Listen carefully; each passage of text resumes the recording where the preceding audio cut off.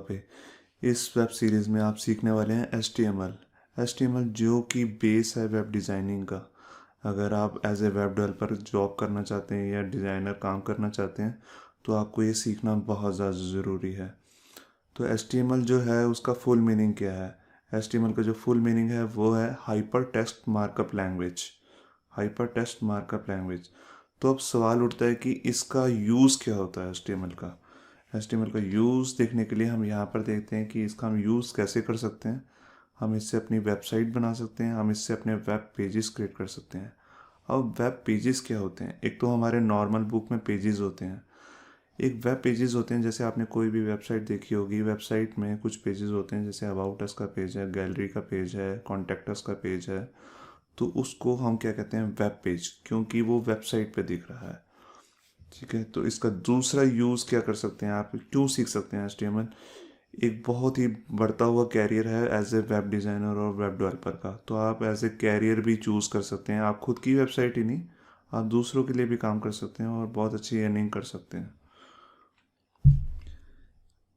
अब क्योंकि एक रेवोल्यूशन आ गया है वेब से मोबाइल में, तो मोबाइल डेवलपमेंट बहुत ही बढ़ता हुआ एक स्कोप है, कैरियर है। ठीक है, आप मोबाइल एप्लीकेशन डेवलपमेंट कर सकते हैं। अब सवाल उठता है कि मोबाइल एप्लीकेशन तो जावा में क्रिएट होती हैं। जी नहीं, अब मोबाइल एप्लीकेशन आपकी HTML CSS और जावास्क्रिप्ट को यूज़ करके भी बना सकते हैं अब आप। जैसे कि दो फ्रेमवर्क्स मैंने यहाँ लिखे हैं, फोनगैप और आयोनिक।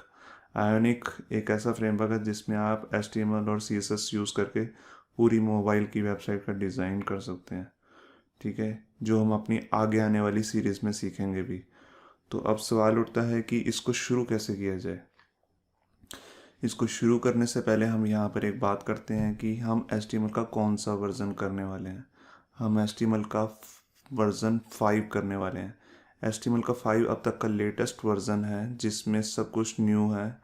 और इसमें हम HTML4 के बारे में भी बात करेंगे और सीखेंगे कि HTML4 से HTML5 में क्या क्या नई चीज़ें आई हैं और क्या क्या नई पुरानी चीज़ें हटा दी गई हैं।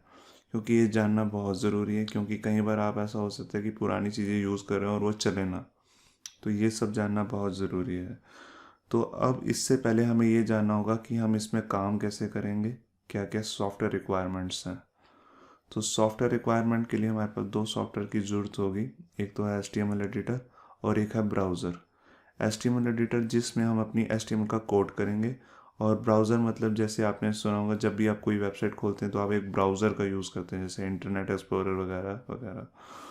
तो यहाँ पर देखते हैं कि हमारे पास HTML एडिटर कौन कौन से हैं। सबसे बेसिक जो एडिटर आता है हमारे पास विंडोज़ के अंदर वो है नोटपैड। नोटपैड विंडोज़ के साथ ही आता है और इसको आप as a editor, HTML editor use कर सकते हैं। इसमें आप अपना सारा कोड कर सकते हैं और ये फ्री ऑफ कॉस्ट है क्योंकि आपको विंडोज़ के साथ ही मिला है। इससे एक ऊपर भी आता है, वो है नोटपैड प्लस प्लस। इसमें और नोटपैड, सिंपल नोटपैड में एक डिफरेंस ये है कि इसमें थोड़ी कोडिंग कलरफुल होती है। और जब हम अपनी अगली वेब सीरीज़ देखेंगे उसमें हम सारे का सारा नोटपैड प्लस प्लस में ही अपना सारा कोड करेंगे। इसके अलावा माइक्रोसॉफ्ट ने एक अपना फ्री एडिटर निकाला है जिसका नाम है VS code, visual studio code. एकदम फ्री एडिटर है और इसमें काफ़ी सारे फ़ायदे हैं, आप इसको भी यूज़ कर सकते हैं। एक है सबलाइम। सबलाइम भी एक बहुत ही ज़्यादा पॉपुलर और फेमस एडिटर है। ठीक है, जिसको आप यूज़ कर सकते हैं। इसको आप मैक में भी यूज़ करते हैं, अगर आप मैक के यूज़र हैं। अगर आप विंडोज़ के यूज़र हैं तब भी सबलाइम को आप बहुत ज़्यादा यूज़ कर सकते हैं। अब बात आती है कि हम कौन से ब्राउज़र्स यूज़ करने वाले हैं। ठीक है, ब्राउज़र्स में जो अब तक का सबसे पॉपुलर ब्राउज़र है गूगल का क्रोम। गूगल का क्रोम की खासियत ये है क्योंकि ये फास्ट वेबसाइट खोलता है और ये अप टू डेट है एकदम, नई टेक्नोलॉजी से रिलेटेड। क्योंकि जो आप HTML के नए फीचर्स यूज़ करने वाले हैं वो पुराने ब्राउज़र सपोर्ट नहीं करते हैं। जैसे इंटरनेट एक्सप्लोरर के पुराने ब्राउज़र्स हैं उसे सपोर्ट नहीं करते हैं, तो क्रोम में आप वो फीचर्स चेक कर सकते हैं।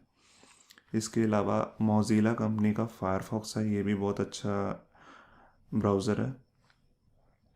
इसके अलावा जो बहुत ही पुराना, आप सबको मालूम ही है, विंडोज़ के साथ आता है इंटरनेट एक्सप्लोरर, ये आप यूज़ कर सकते हैं।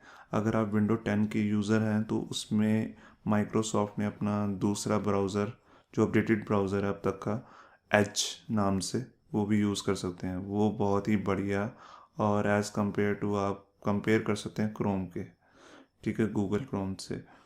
तो इतना बढ़िया उन्होंने ब्राउज़र निकाला है, आप उसे भी यूज़ कर सकते हैं। सफारी, अगर आप मैक के यूज़र हैं तो अगर आपको पता ही होगा कि जब हम मैक हमारे पास लैपटॉप में यूज़ करते हैं तो उसके अंदर हमारे पास बाय डिफ़ॉल्ट जो ब्राउज़र होता है वो होता है सफारी। सफारी उनका बाय डिफ़ॉल्ट ब्राउज़र, आप इसको विंडोज़ में भी यूज़ कर सकते हैं, मगर इसे लोग विंडोज़ में कम, मैक में ज़्यादा यूज़ करते हैं। ओपेरा, ओपेरा भी बहुत ज़्यादा पॉपुलर ब्राउज़र है। इसको लोग ज़्यादातर मोबाइल्स में ज़्यादा यूज़ करते हैं, वैसे भी यूज़ करते हैं विंडोज़ में भी और मैक में भी, मगर इसको मोबाइल में ज़्यादा यूज़ किया जा सकता है। तो यहाँ तक का हमारा सारी वीडियो बनाने का जो एक मोटिव था वो यही था कि हम आपको बता सकें कि HTML है क्या और हम क्या करने वाले हैं और कैसे करेंगे। तो आप हमारी वीडियो सीरीज़ देखते रहिए, जिससे आप HTML5 और उससे भी शायद लेटेस्ट वर्जन इसमें सीख सकेंगे। हमने जितने भी सॉफ्टवेयर्स और एडिटर्स आपको बताए हैं उन सब के डाउनलोड लिंक्स आप हमारी नीचे दी हुई डिस्क्रिप्शन में देख सकते हैं, वरना आप इसे गूगल पे सर्च भी कर सकते हैं, वहाँ से भी जाके आप डाउनलोड कर सकते हैं। Thank you, bye bye.